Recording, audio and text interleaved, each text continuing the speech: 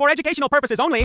Kung bukas, biglang lumala ang digmaan sa Middle East, tumaas ang presyo ng langis, bumagsak ang stock market, humina ang peso, handa ba ang pera mo?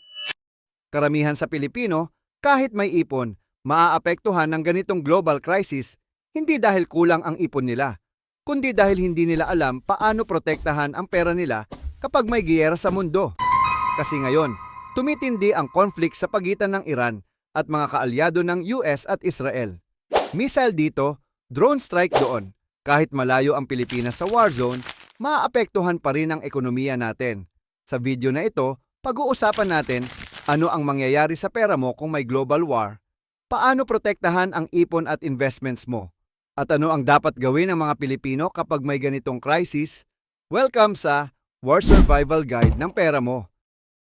Una sa lahat, linawin natin, hindi man tayo direktang kasali sa war pero maaapektuhan pa rin ang ekonomiya ng Pilipinas. Bakit? Simple, ang Pilipinas ay oil importing country. Halos lahat ng langis nating galing sa ibang bansa at malaking bahagi ng global oil dumadaan sa Strait of Hormuz, ang choke point ng mundo sa langis. Kapag may conflict doon, boom! Oil prices spike. Isipin mo ito. Kung tumaas ng 20% ang presyo ng krudo, yung gasolina mo na dati 50 pesos, magiging 60 pesos overnight. Yung saging sa palengke, hindi naman lumilipad. What in the world? They're flying! Get back here, you bananas! Dinadala yan ng truck.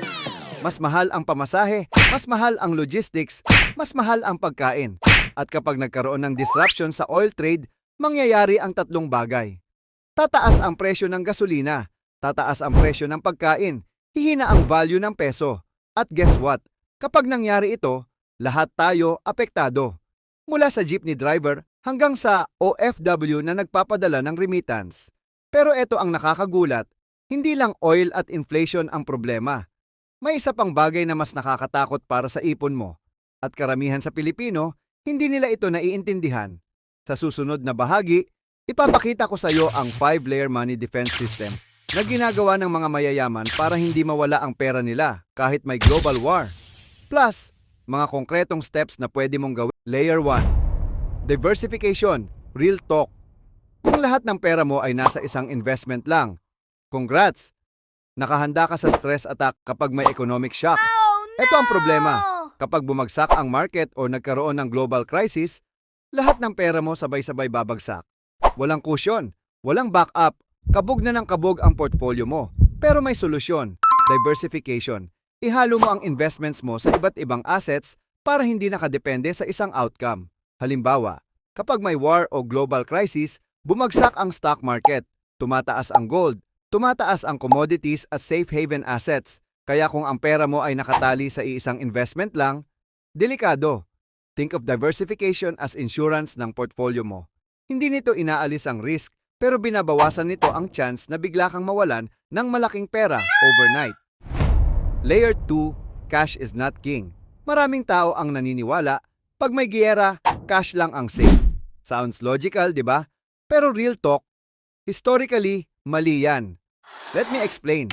Noong Germany, 1923, bago pa World War II, nagkaroon ng hyperinflation. Ang isang tinapay dati ay nagkakahalaga ng 1 mark. Pagkatapos ng hyperinflation, 200 billion marks. Yes, billion bes! Imagine mo, kung may 100,000 ka sa bangko, overnight parang papel na lang ang pera mo. Ang tawag dito ay currency collapse. Ito ang psychology behind it. Ang governments nagpiprint ng pera ng sobra.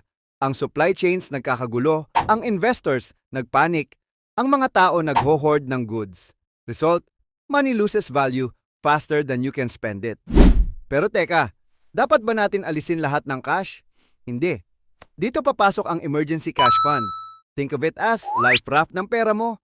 Emergency fund is at least 6 months worth of expenses. Para may pambayad ka sa kuryente, pamasahe, groceries, para hindi mo kailangan ibenta ang investments na lugi. Para safe ka kahit may shock sa market. Pero anything beyond your emergency fund, don't let it sleep. Ang cash na sobra sa emergency fund ay parang melting ice cube sa bilis ng inflation. Example sa Pinoy math, 100,000 piso sa savings account. Inflation sa war scenario ay 7%. Pagkatapos ng isang year, ang purchasing power mo ay 93,125 pesos.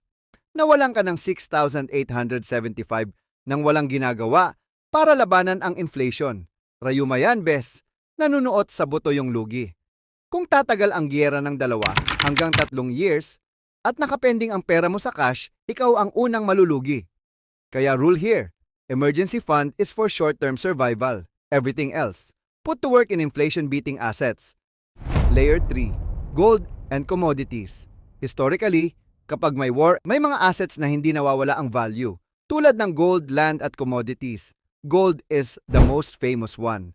Literal, over 5,000 years nang ginagamit bilang pera. Kahit central banks, hawak nila ito bilang reserve.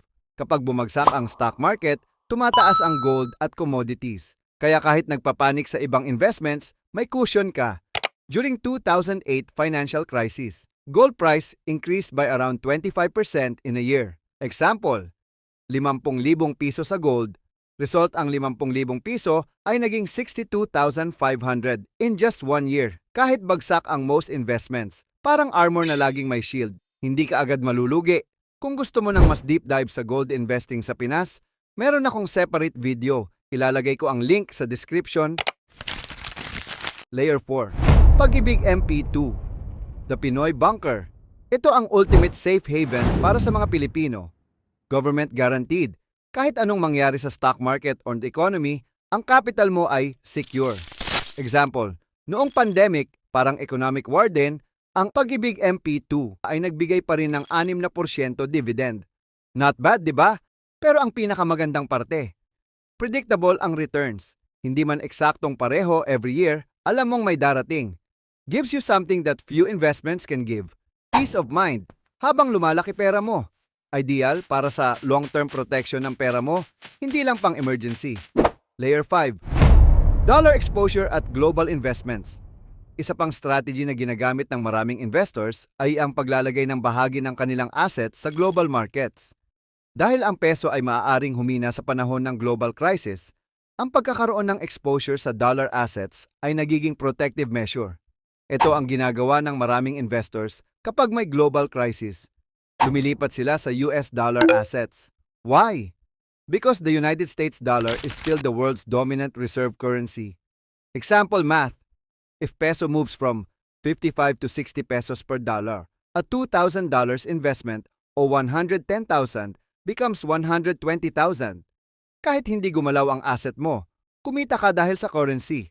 Isa pang way para sa global exposure ay sa pamamagitan ng international funds, global index investments, o iba pang financial instruments na nakabase sa mas malalaking economies. Sa halip na umasa sa iisang economy, nagkakaroon ka ng participation sa iba't ibang bahagi ng mundo. Ito ay nagbibigay ng mas balanced exposure sa global growth. Kung ang labanan ay Iran laban sa USA, laging lumalakas ang US dollar. Having a small portion of your money in US dollar denominations via global feeder funds is like having a lifeboat habang lumulubog ang barko ng ibang currency. Hindi natin kontrolado ang mga digmaan sa mundo. Hindi natin kontrolado ang geopolitics, global oil supply o galaw ng international markets. Pero may isang bagay tayong kaya nating kontrolin, kung paano natin pinaplano at ginagamit ang pera natin. Ang financial preparedness, hindi lang tungkol sa pagyaman. Ito ay tungkol sa resilience sa panahon ng crisis. Kapag may tamang disiplina sa pag-iipon, smart diversification sa investments at malinaw na long-term mindset, mas handa tayo sa lahat ng uncertainties na dala ng mundo. Dahil sa dulo ng lahat ng economic storms, ang mga taong may plan at disiplina sa pera ang kadalasang nakakasurvive ng mas matatag. At iyan ang tunay na layunin ng War Survival Guide ng pera mo. Hindi para matakot ka, kundi para maging handa, smart at empowered sa bawat financial challenge. Kaya remember, wag lang mag-ipon, magplano, wag lang mag-invest, maging strategic.